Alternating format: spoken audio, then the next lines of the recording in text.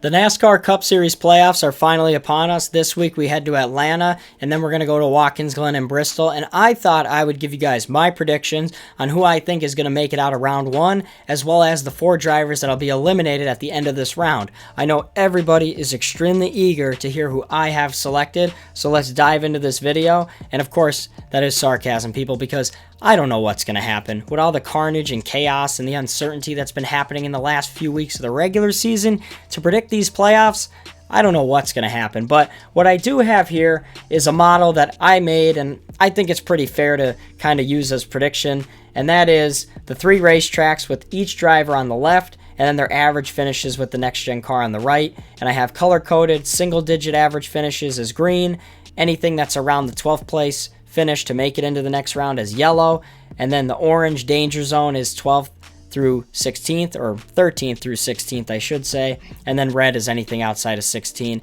That's the danger zone, those average finishes.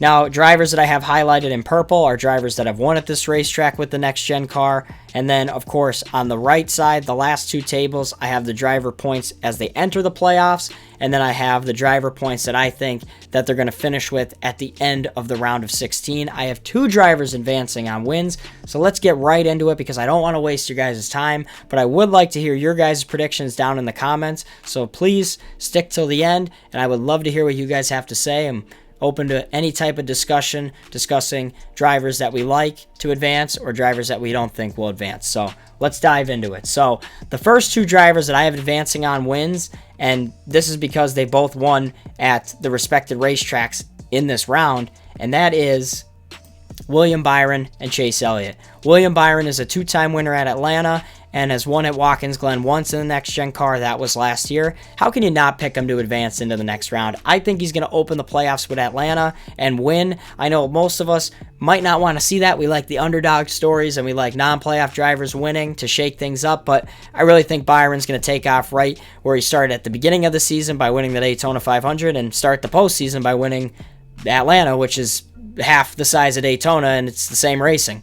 For Chase Elliott now, I don't like him to win at Atlanta, obviously, and Watkins Glen, I don't really like him to win. Now, again, we look at the average finishes. Great average finish at Atlanta, and not so good at Watkins Glen with the next-gen car, but last year he ran out of gas, so it's kind of a skewed average finish. Bristol. I think Bristol, he wins. He's been very close in 2022. He finished second, 2023, and now 2024. Some decent runs, and his average finish is 5.7. I like him to win Bristol, and I'm surprised he hasn't won again since Texas. But I think 2 Hendrick drivers win their way into the next round. As for Watkins Glen, I think a non-playoff driver wins there. We have SVG, we have AJ Allmendinger, we have Chris Buescher, we have these guys, Kyle Busch. We have drivers that can realistically win Watkins Glen that aren't playoff, contenders. So I think Watkins Glen is the race where we see that. The 3 drivers I have advancing on points, the next 3, are pretty straightforward, and that is Denny Hamlin, Kyle Larson, and Christopher Bell. Denny Hamlin has a pretty decent average finish at Watkins Glen. The scary one is Atlanta. He has a 19.4, but he's been involved in some wrecks. I do think he can avoid carnage like he usually does at the playoff plate races, or playoff super speedway races for that matter. Score his stage points, hang around in like 10th to 15th. If there's more wrecks, then kind of go towards the front. And then at Watkins Glen, I really think he'll probably stay out, try to get stage points over winning. So I could see him winning a stage or 2 because they ran well last year there. They finished second.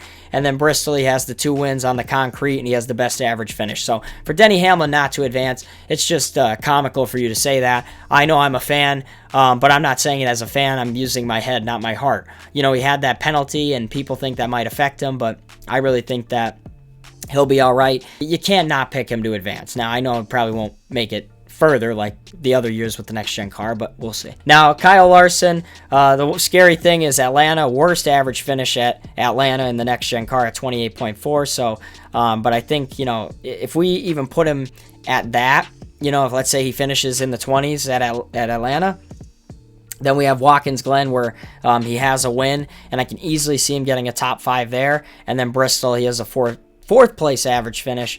I think that is, that's perfectly fine, and he'll advance without a problem into the next round.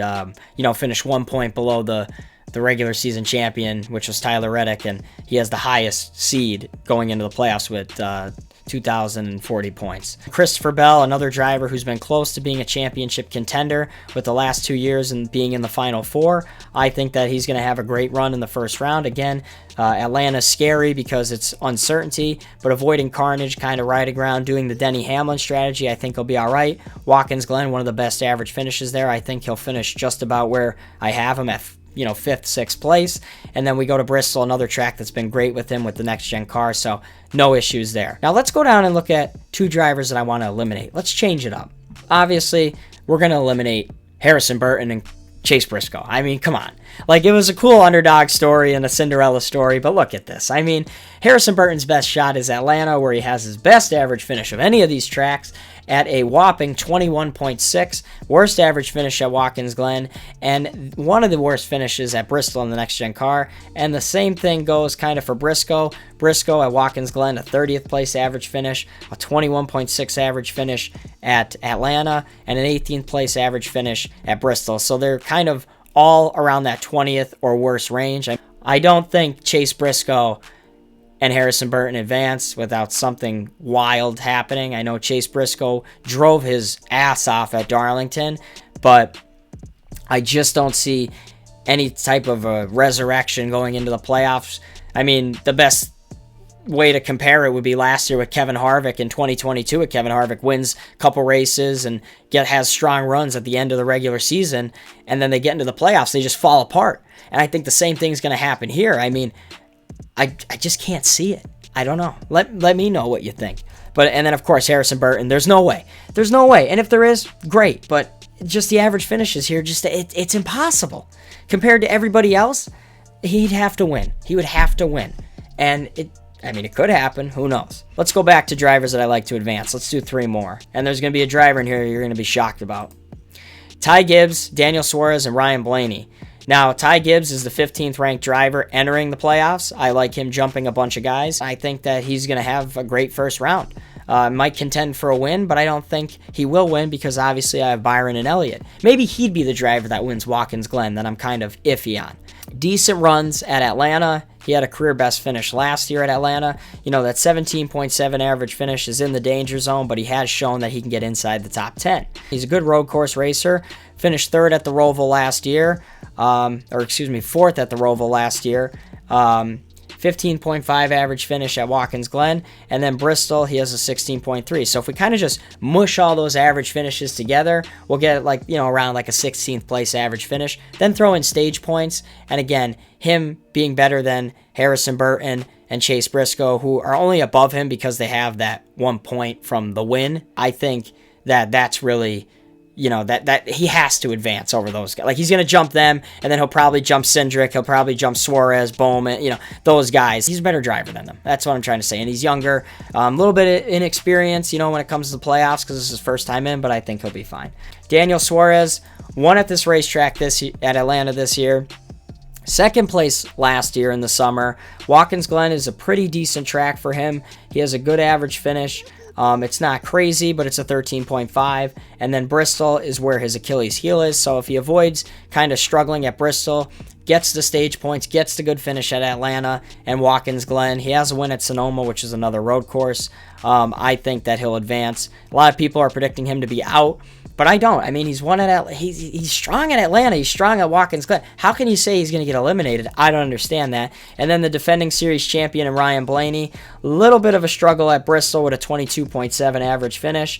Watkins Glen is somewhat all right at 16.5, and then at Atlanta, he's got the best average finish. So if we were to realistically look at Ryan Blaney and say, okay, his last 2 races aren't really that good, but he is high enough up with the playoff points that I think that he can fall back on them and advance with those. Now, let's look at 2 drivers here, and then we'll do the final 2 to advance, and then we'll do the first 2 to be eliminated. And we'll do that all kind of together, and I'll give my reasoning. So we have Brad Keselowski and Martin Truex Jr. Brad Keselowski, great super speedway driver, Atlanta is a drafting track. I expect him to be strong. Should have won there last year in 2023 and didn't. Joey Logano passed him on the last lap. Watkins Glen will be a struggle. He has a 17th place average finish, but I think, once again, you kind of maximize points at Atlanta, a strong track, and then Bristol, which is a strong track, with an 8th place average finish. Should have won that race in 2022 and, had a flat tire. So if he can maximize points and stage points in those two races, Watkins Glen can be a wash. And he may drop down a little bit, but I still think he'll advance because minus crashing and some other crazy stuff, now it's just him in the playoffs. It's not Chris Buescher. So the resources can go to just him. So I think that'll be a little bit of an advantage with some of these other teams that kind of have to distribute resources. Martin Truex Jr., the last driver in, has not won yet this year, surprisingly, in his retirement tour. I don't think he makes it into the playoffs and then immediately gets eliminated. I think Atlanta, he could kind of do the Denny Hamlin strategy, just kind of ride around, get the stage points, and then be there at the end. I think Watkins Glen, again, is a somewhat decent track for him in the past. The next-gen car, 14.5 average finish. Nothing crazy, but I think he scores stage points. Maybe tries to stay out and get stage points instead of trying to win the race. So I think getting those points in those stages, maybe 8-7 points in each stage, kind of helps him advance over some other guys. And then Bristol hasn't been kind to him. 19th place average finish. But again, I just think Martin Truex Jr. will be okay. I think he's going to make it into the round of 12. And then maybe, who knows, maybe he'll get a win and maybe some cool stuff will start happening then. But all right, let's look at the two drivers that I have making it with the two drivers that I have missing, along with Harrison Burton and Chase Briscoe. And that is Tyler Reddick and Joey Logano making it over Alex Bowman and Austin Cindric. Now, Tyler Reddick won the regular season championship, and you'd be like, why do I have him that far down? That's why, right there. 23.8 average finish at Atlanta. I don't necessarily think that they're going to come out and score the stage points that they need to at Atlanta. And I think they, if they have that poor finish, they might fall back a little bit because some of these other guys that are lower than him have the better average finish at Atlanta and have that better average finish at Bristol. If we look at Bristol, 23.3. So yeah, he's the regular season champion and he has, those extra points, 23 more points over the cut line. But I mean, with those poor average finishes, there's those 23 points. He just, in the two races I just said, he drops, and obviously that's not how exactly it works, but, obviously there's the regular season champion curse, stuff like that, so he'll advance. He will. But the way that I did it out whenever I did this, which was last night, I have him making it as the 11th driver, but I think he'll be okay. He'll probably be higher.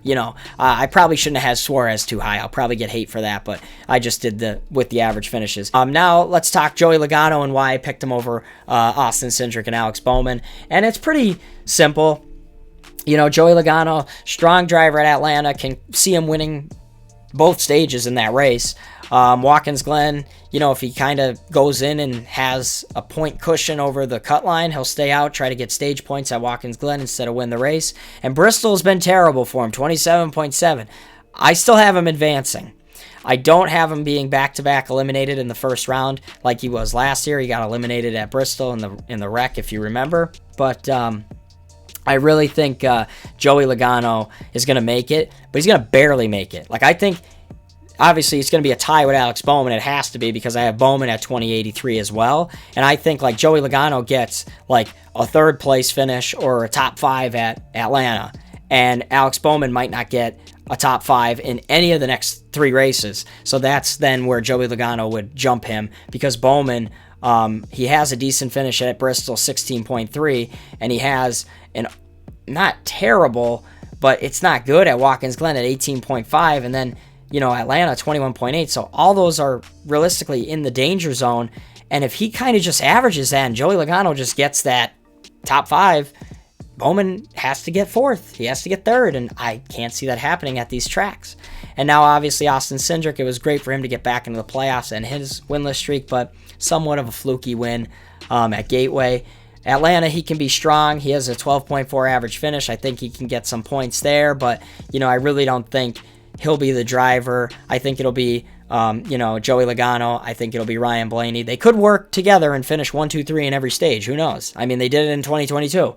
But Watkins Glen, he's a decent road course racer, but a 14.5, not good enough. And then, of course, at Bristol, he has a 27.7 average finish. And again, just him starting only 2 points above the cut line doesn't really help him. And I think some of the other drivers that are below him in Gibbs and Truex have better equipment, even though they didn't win. That's the only thing saving Austin Cindric right now is that win, those 5 points. If he didn't have them, he would be, below the cut line to start the playoffs. So that's kind of why I don't like him. And the other reason, is just that the average finishes aren't there. So those are the drivers that I like to advance into the second round, the round of 12. So let me know what you guys think. If you agree or disagree, I would love to hear what you guys have to say. It was somewhat of a lengthy video, but if you stuck around, thank you. I appreciate you guys for watching, and I will see you in the next video.